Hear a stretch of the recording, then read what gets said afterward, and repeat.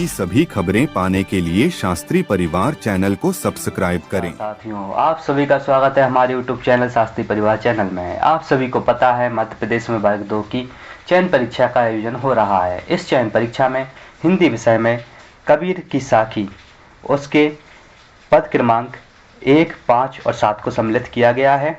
गुरुदेव को अंग इसके अंतर्गत पहला, 5वां और 7वें पद को सम्मिलित किया गया है। तो आज हम इस वीडियो में कबीरदास जी द्वारा रचित साखी के अंतर्गत पहला, 5वां और 7वां जो पद है उसके बारे में देखेंगे और साथ में ही महत्वपूर्ण MCQ प्रश्नोत्तर भी अंत में करेंगे। इसलिए आप लोग बने रहिए अंत तक इस वीडियो में और पूरी वीडियो को जरूर देखें और ज़्यादा से ज़्यादा लोगों को शेयर करें जिससे उनकी भी तैयारी अच्छे तरीके से हो सके। तो बिना किसी देरी के हम इस वीडियो को तैयार करते हैं। अगर वीडियो पसंद आए तो इस वीडियो को लाइक करें और हमारे चैनल को सब्सक्राइब करें। चलो स्टार्ट करते हैं वीडियो। कबीर की साखी, इसको पढ़ना स्टार्ट करते हैं। पहला पद देखें तो पहला पद है, सतगुरु सवान को सगा सोधी सही न बाती, हरिजी सवान को हित हरिजन सही न जाती। इस प्रकार का ये दोहा है। इस दोहे का अर्थ देखें तो स्वान मतलब क्या होता है? समान। सोधी का मतलब क्या होता है? शोधक अर्थात शुद्धि करने वाला। हरि जी का मतलब होता है भगवान और हरिजन का मतलब है यहाँ पे भक्त। तो यहाँ पे भावार्थ देखें, कबीर कहते हैं कि सदगुरु संसार में सबसे बड़ा सगा अर्थात अपना होता है। सगा का मतलब क्या होता है? अपना। ठीक है। तो यहाँ पे कबीरदास जी क्या कहते हैं? कबीरदास जी कहते हैं कि सदगुरु संसार में सबसे बड़ा सगा है। वह शिष्य के मन की मलिनता को दूर करने वाला सच्चा शोधक है। फिर इसके बाद क्या कह रहे हैं? भगवान की तुलना में, क्या बोल रहे हैं? भगवान की तुलना में भी गुरु अधिक हितैषी हैं, क्योंकि वह शिष्य को जाति पाति के भेद से ऊपर उठाकर भक्ति का मार्ग दिखाता है। गुरु की कृपा से ही शिष्य अहंकार त्याग कर ईश्वर की भक्ति में लीन हो पाता है। इस प्रकार से इस श्लोक में कबीरदास जी ने गुरु की महानता को बताया है कि गुरु भगवान से भी बढ़कर है। अब आगे देखें पद संख्या 5। तो इसका जो दोहा है वो इस प्रकार है, सतगुरु के सदके करूं बिल अपड़ी को साँच, कलयुग हमस्यु लड़ी पड़या महकम मेरा वाह। इस प्रकार का ये श्लोक है। इसके पहले शब्दार्थ देखें। सदके का अर्थ होता है सच्चे मन से समर्पण। बिल का मतलब होता है वचन अर्थात प्रतिज्ञा। साँच का मतलब होता है साक्षी। महकम का मतलब होता है मजबूत। बाह का मतलब होता है इच्छा। भावार्थ, कबीर कहते हैं कि मैं अपने हृदय की सच्चाई को साक्षी मानकर गुरु के चरणों में समर्पित हूँ। कलयुग ने मुझ पर आक्रमण किया, लेकिन गुरु की कृपा से मेरी ईश्वर प्राप्ति की इच्छा इतनी प्रबल थी कि कोई बाधा टिक ना पाई। गुरु की शरण में रहकर शिष्य संसार के सभी दुखों और कलयुग के प्रभाव से मुक्त हो जाता है। एक बार और ध्यान से देखिएगा, कबीर क्या कहते हैं? कबीर कहते हैं कि मैं अपने हृदय की सच्चाई को साक्षी मानकर गुरु के चरणों में समर्पित हूँ।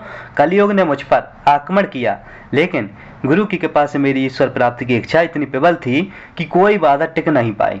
गुरु की शरण में रहकर शिष्य संसार के सभी दुखों और कलयुग के प्रभाव से मुक्त हो जाता है। इस प्रकार का ये पद संख्या 5 का अर्थ था। पद संख्या 7 देखें तो इसमें इसका जो मूल दोहा है उसको देखते हैं। सतगुरु साचा सूर्या सब जोहाइया एक, लागत ही में मिली गया पड़िया कलेजे छेक। इस प्रकार का ये श्लोक है।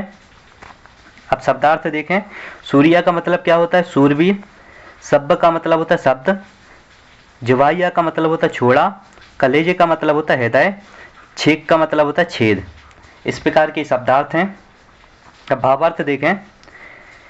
सदगुरु एक सच्चे योद्धा हैं जिन्होंने शब्द रूपी बाण छोड़कर शिष्य के हृदय को भेद दिया।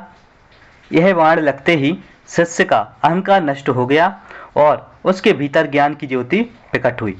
गुरु के वचन शिष्य के मन में इतने गहरे उतर जाते हैं कि वह उन्हें कभी भुला नहीं पाता। इस प्रकार से ये तीनों पद के अर्थ थे। अब सारांश देखें।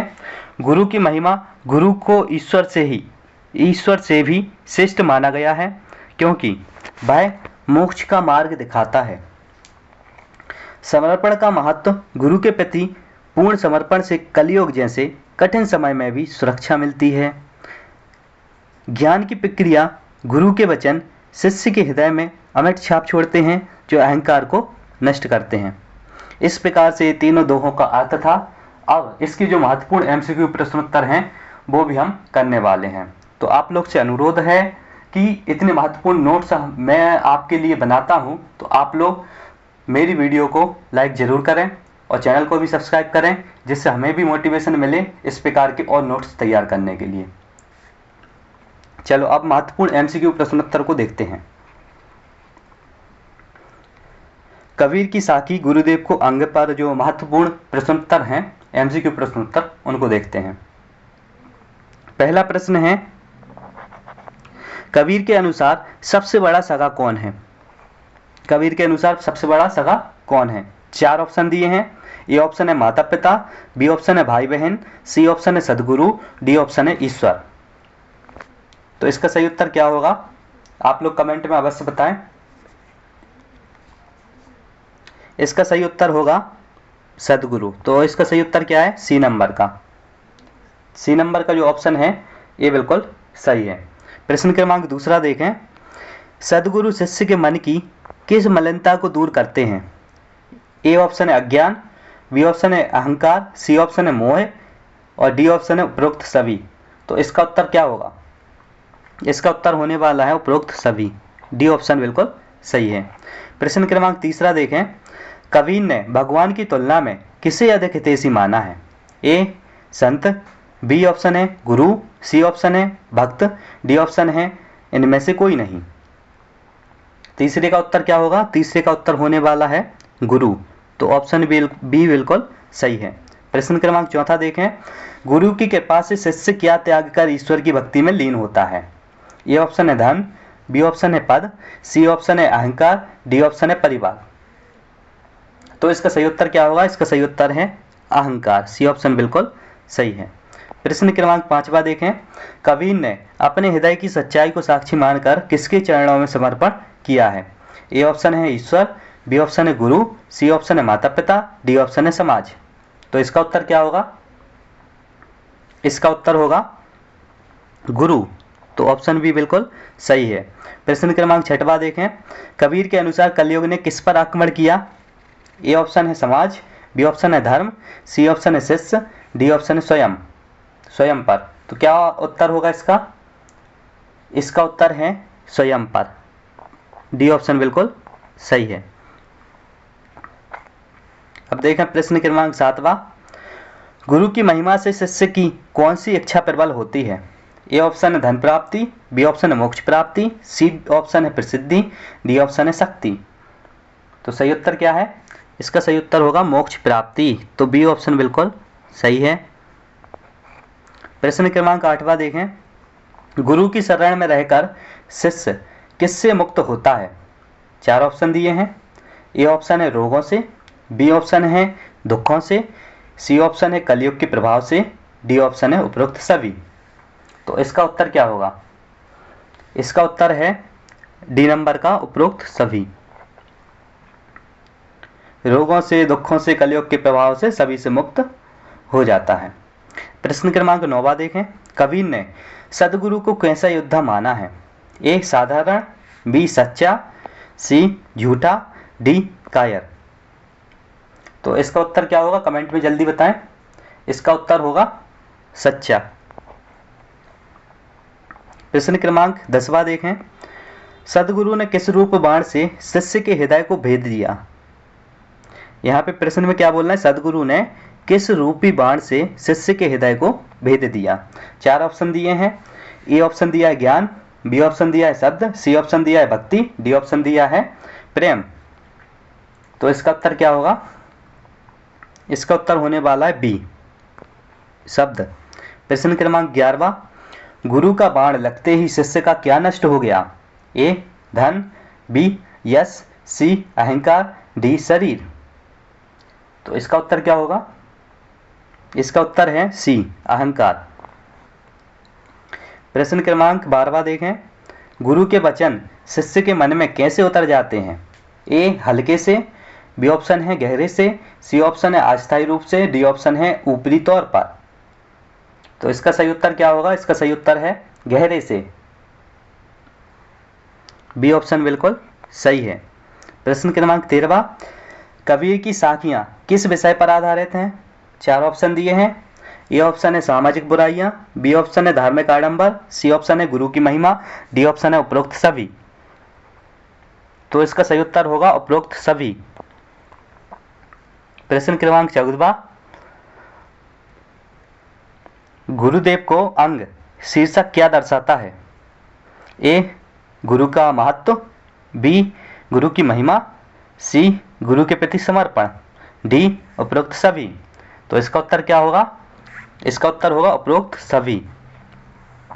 प्रश्न क्रमांक 15वां देखें। कबीर के अनुसार गुरु और शिष्य का संबंध कैसा होना चाहिए? ए ऑप्शन दिया है औपचारिक, बी ऑप्शन दिया है अनौपचारिक, सी ऑप्शन है गहरा और आत्मीय, डी ऑप्शन है इनमें से कोई नहीं। तो इसका उत्तर क्या होगा? इसका उत्तर होने वाला है सी, गहरा और आत्मीय। प्रश्न क्रमांक 16वां। कबीर ने अपनी साखियों में किस भाषा का प्रयोग किया है? ए ऑप्शन दिया संस्कृत, बी ऑप्शन है हिंदी, सी ऑप्शन है राजस्थानी, डी ऑप्शन है सदुक्कड़ी। तो इसका उत्तर क्या होगा? इसका उत्तर होने वाला है सदुक्कड़ी। डी ऑप्शन बिल्कुल सही है। प्रश्न क्रमांक 17वां। कबीर किस काल के कवि थे? कबीर किस काल के कवि थे? आदिकाल, बी ऑप्शन दिया भक्ति काल, सी ऑप्शन है रीतिकाल, डी ऑप्शन है आधुनिक काल। तो इसका उत्तर क्या होगा? इसका उत्तर है भक्ति काल। बी ऑप्शन बिल्कुल सही है। प्रश्न क्रमांक 18वां। कबीर के गुरु कौन थे? ए ऑप्शन है रामानंद, बी ऑप्शन है नामदेव, सी ऑप्शन है रैदास, डी ऑप्शन है इनमें से कोई नहीं। तो कबीर के गुरु कौन थे? कबीर के गुरु रामानंद थे। तो ए ऑप्शन बिल्कुल सही है। प्रश्न क्रमांक 19। कबीर की रचनाओं का संग्रह क्या कहलाता है? कबीर की रचनाओं का संग्रह क्या कहलाता है? 4 ऑप्शन दिए हैं। ए ऑप्शन है बीजक, बी ऑप्शन है साखी, सी ऑप्शन है शब्द, डी ऑप्शन है रामायणी। तो इसका सही उत्तर क्या होगा? इसका सही उत्तर है बीजक। ए ऑप्शन बिल्कुल सही है। प्रश्न क्रमांक 20वां देखें। कबीर की वाणी को क्या कहा जाता है? ए ऑप्शन दिया है अमृतवाणी, बी ऑप्शन दिया है गुरुवाणी, सी ऑप्शन दिया है कबीर वाणी, डी ऑप्शन दिया है इनमें से कोई नहीं। तो सही उत्तर क्या होगा? इसका सही उत्तर है कबीर वाणी। तो सी ऑप्शन बिल्कुल सही है। इस प्रकार से हमने महत्वपूर्ण प्रश्नोत्तर किया है। तो जो प्रश्नोत्तर हैं ये बहुत ही महत्वपूर्ण है वर्ग 2 की परीक्षा के लिए, इसलिए आप लोग इन प्रश्नोत्तरों को बड़े ध्यानपूर्वक पढ़ें और इस वीडियो के जो नोट्स हैं वो भी आप तैयार करके रखें, अपनी कॉपी में लिखें। इस प्रकार से हमने कबीर दास जी द्वारा रचित साखी को देखा। आप सब हमारे चैनल को सब्सक्राइब करें जिससे आपको इस प्रकार की वीडियो और भी मिल सकें। धन्यवाद दोस्तों। अगर आपको वीडियो पसंद आए तो हमारी वीडियो को लाइक करें और कमेंट करें कि ये आपको वीडियो कैसी लगी। धन्यवाद दोस्तों।